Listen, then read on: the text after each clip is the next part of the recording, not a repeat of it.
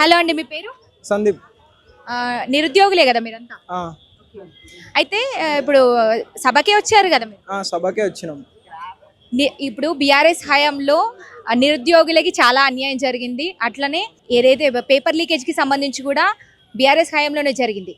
మరి ఇవన్నీ చాలా మంది నిరుద్యోగులు అందరు కూడా నష్టపోయారు అని చెప్పే కదా కాంగ్రెస్ ప్రభుత్వాన్ని ఎంచుకున్నారు, కాంగ్రెస్ ప్రభుత్వాన్ని కోట్లేసారు. అవును, కరెక్టే. మరి మళ్ళీ బీఆర్ఎస్ సభకి ఎందుకు వచ్చారు? బీఆర్ఎస్ అంటే ఇప్పుడు మన సపోర్ట్ ఉంది మంచిగా, ప్లస్ మంచిగా ఉంది మనకి అంతా. బీఆర్ఎస్ అంటే ఇప్పుడు మంచిగా ఉంటుంది మనకి. కాంగ్రెస్ లో ఏముంది, మొత్తం స్కామ్ అవన్నీ నడుస్తున్నాయి, ఫ్రాడ్ అవన్నీ ఉన్నాయి కాబట్టి మనం కాంగ్రెస్ నుంచి వెళ్ళిపోతున్నాం. అప్పుడు కాంగ్రెస్ కోటేసి తప్పు చేసినాం, ఇప్పుడు తప్పు చేద్దామని చెప్పి మనం ఇప్పుడు బీఆర్ఎస్కి వచ్చి మళ్ళీ మనం బీఆర్ఎస్ కోటేద్దామని అందరం.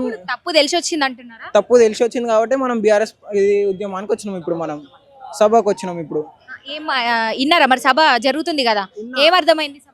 సభ అయినాక అర్థమైంది ఏమంటే, ఇప్పుడు నిరుద్యోగుల త్యాగి మనం అర్థం చేసుకోవాలని. ఫస్ట్ ఆఫ్ ఆల్ మనం అర్థం చేసుకోవాలి వాళ్ళది. ఫస్ట్ ఆఫ్ ఆల్ మనిషి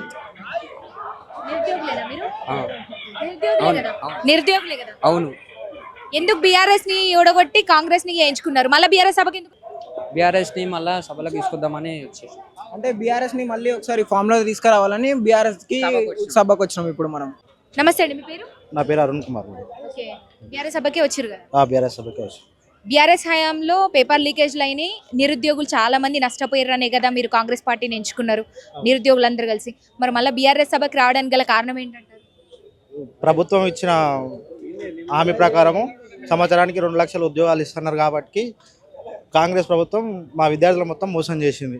ఇప్పుడున్న కోదండ రామరెడ్డి గారు, అలాగే బల్మూర్ వెంకట్ గారు, వాళ్ళంతా అశోక్ నగర్ వచ్చి రాహుల్ గాంధీ గారితో పిలిపించి, ప్రియాంక గాంధీ వచ్చి సంవత్సరానికి 2 లక్షల ఉద్యోగాలు ఇస్తామని చెప్పి ఈరోజు మా విద్యార్థులను మొత్తం మోసం చేశారు. అందుకని మేము బీఆర్ఎస్ సభకు మళ్ళీ కేసీఆర్ గారు వస్తేనే మళ్ళీ ప్రభుత్వాలు వస్తాయి, మళ్ళీ ఉద్యోగాలు వస్తాయి, మంచి జరుగుతుందనే ఉద్దేశంతోనే మేము. ముందెందుకని నమ్మలేదు? 2 సంవత్సరాలు బీఆర్ఎస్ ప్రభుత్వానికి పాలన ఇచ్చినాము. నిరుద్యోగులకు అప్పుడు పేపర్ లీకేజ్లు అని అవని ఇవని మమ్మల్ని మభ్యపెట్టి ఈరోజు గద్దెనెక్కి ఈరోజు రేవంత్ రెడ్డి గారు మమ్మల్ని మోసం చేశారు. అందుకని అదే ప్రభుత్వాన్ని మేము నిరుద్యోగులమే మళ్ళీ గద్దె దింపుతందుకు బీఆర్ఎస్కు సపోర్ట్గా మేము వచ్చినాం. ఒకవేళ ఇప్పుడు మళ్ళా బీఆర్ఎస్ పుంజుకొని బీఆర్ఎస్ హయామే మళ్ళీ ఏర్పడితే మరి నిరుద్యోగులకు కావచ్చు, ఇంకా చాలా మంది బీఆర్ఎస్ హయాంలో నష్టపోయిన వాళ్ళు కావచ్చు, ఇప్పుడు కూడా నష్టపోతున్న వాళ్ళు కావచ్చు, మళ్ళా అంటే వాళ్ళకి మంచి జరుగుతుంది నమ్ముతుర్రా? మళ్ళీ బీఆర్ఎస్ హయాం వస్తే ఏర్పడితే అంటే మీకు నమ్మకం ఉందా? 100% నమ్మకం ఉంది మాకు. ఎందుకంటే 2 సంవత్సరాల నుండి యువతని మొత్తం మాయమాటలు చెప్పి రాహుల్ గాంధీ, ప్రత్యేకంగా రాహుల్ గాంధీ ప్రెస్ మీట్లో చెప్పిండు, తెలంగాణలో 2 లక్షల ఉద్యోగాలు తప్పకుండా నెరవేరుస్తామని. ఇప్పటి వరకు ఒక 10,000 ఉద్యోగాలు ఇవ్వలేకపోయారు. అందుకే మళ్ళీ టీఆర్ఎస్ ప్రభుత్వం వస్తే కేసీఆర్ హయాంలో, కేటీఆర్ హయాంలో తప్పకుండా యువతకు న్యాయం జరుగుతుంది. 2 లక్షలు కాదు, 4 లక్షల ఉద్యోగాలు అప్పుడు మేము పూర్తిగా నింపుకొని ఉద్యోగాలు ఇస్తామని వాళ్ళు హామీ ఇస్తున్నారు. ఆ హామీ మాకు సంతోషం అనిపిస్తుంది. దానికి మద్దతుగా మేము ఈరోజు బీఆర్ఎస్ పార్టీ యువజన సదస్సుకు రావడం జరిగింది. తప్పకుండా టీఆర్ఎస్ ప్రభుత్వం మళ్ళీ వస్తుంది, తప్పకుండా ఉద్యోగాలు ఇస్తారని ఎంతో యువత ఆశతో ఎదురు చూస్తారు. ఎవరు అనుకుంటున్నారు మరి ఇప్పుడు, అంటే బీఆర్ఎస్ లో కాబోయే నెక్స్ట్ సీఎం ఎవరు అనుకుంటున్నారు? తప్పకుండా కేసీఆర్ గారే మా ముఖ్యమంత్రిగా ఉంటారు. మరి ఎందుకని కేసీఆర్ ఫామ్ హౌస్ నుంచి బయటకు రావట్లేదు? టైం వచ్చినప్పుడు వస్తుంది, టైగర్ టైం వచ్చినప్పుడు వస్తుంది అని అంటారు కదా సామెత. అదే విధంగా టైం వచ్చినప్పుడు వస్తుంది. అదే పాటు గవర్నమెంట్కి ఇట్లా ఫామ్ చేస్తాం.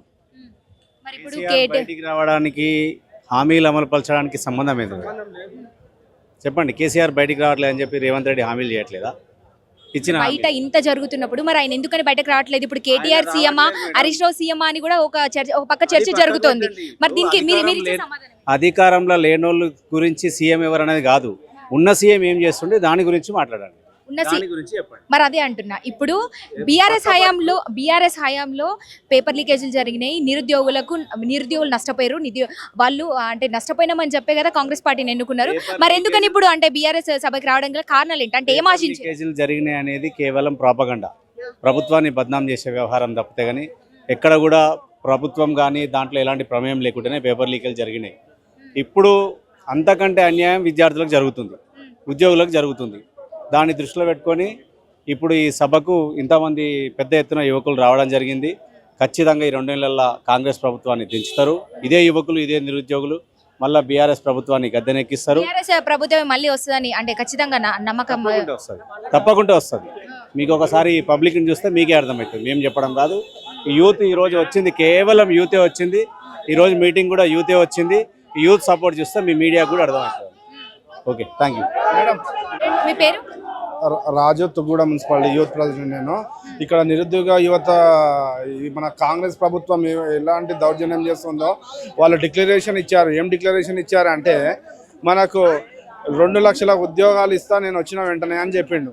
ఇక్కడ ఏ ఉద్యోగాలు లేవు. వాళ్ళు అన్న మాటలు ఉట్టి మాటలు మాత్రమే కానీ చేష్టలు అసలే లేవు. ఎట్లా మీరు మరి కాంగ్రెస్ పార్టీ మరి అంటే హామీలు ఇచ్చినప్పుడు మరి నెరవేర్చిన హామీలు ఇచ్చినప్పుడు ఎట్లా నమ్మిరు? అంటే మీకు ఎట్లా నమ్మకం కలిగింది మరి కాంగ్రెస్ ప్రభుత్వాన్ని కోటేయాలని ఎందుకు అనిపించింది? ఈ యువత చెప్పేది ఒకటే, యువత ఏ విధంగా మోసపూరిత మాటలకు నమ్మి ఓటేసిండ్రో ఇప్పుడు అదే యువత ఇక్కడ ఆన్సర్ చూపెట్టడానికి రెడీగా ఉంది. మన తెలంగాణ వ్యాప్తంగా యువ గర్జనలో ఇంతమంది యువకులకు ఎలాంటి ఉద్యోగాలు లేక రోడ్ల మీద ఉన్నారో కనిపిస్తుంది. ఇది కంపల్సరీ దీనికి ప్రభుత్వానికి బుద్ధి చెప్తాం. సో ఇప్పుడు బీఆర్ఎస్ లో కాబోయే నెక్స్ట్ సీఎం ఎవరంటే ఏం చెప్తారు? మేము యువత అంతా పాల్గొనేది నెక్స్ట్ కేటీఆర్ సీఎం అని మేము అనుకుంటున్నాం. KTR next CM. అందుకే కేసీఆర్ గారు బయటకు రావట్లేదా? కేసీఆర్ బయటికి రావట్లేదు కాదు, కేసీఆర్ ఇలాంటి కేసీఆర్కి సరిపోయే నాయకులు ఎవరు లేరు. వాళ్ళు అనుకున్నట్టు ఏది కాదు అది. వాళ్ళు మీరు అనుకున్నట్టు మీడియా కానీ ఈ ప్రతిపక్షాలు అన్నట్టు కేటీఆర్ బయటికి రాలి 10 సంవత్సరాలు సీఎం చేసినాడు. ఎందుకు బయటికి రారనుకుంటున్నారు? వస్తారు, టైం ఉన్నది, వస్తారు. అంటే కేసీఆర్ గారు బయటకు రావడానికి ఇంకా టైం ఉందంటారా? కంపల్సరీ ఇంత విధ్వంసం జరుగుతుంటే ఇంకా వచ్చి మాట్లాడట్లేదు, దీనికి కారణం ఏంటి? అంటే వీళ్ళది ఒక పరిపాలన. ఈ పరిపాలనను బట్టి చూస్తున్నాడు. ఇంకా కేసీఆర్ చేసే వీళ్ళు మొత్తము తెలంగాణ వ్యాప్తంగా కాంగ్రెస్ వాళ్ళు చేస్తున్న దౌర్జన్యాలను చూస్తుండే కేసీఆర్ త్వరలోనే వస్తాడు. ప్రజాక్షేత్రంలో మీకు సమాధానం చెప్తాను రెడీగా ఉంటారు. Thank you.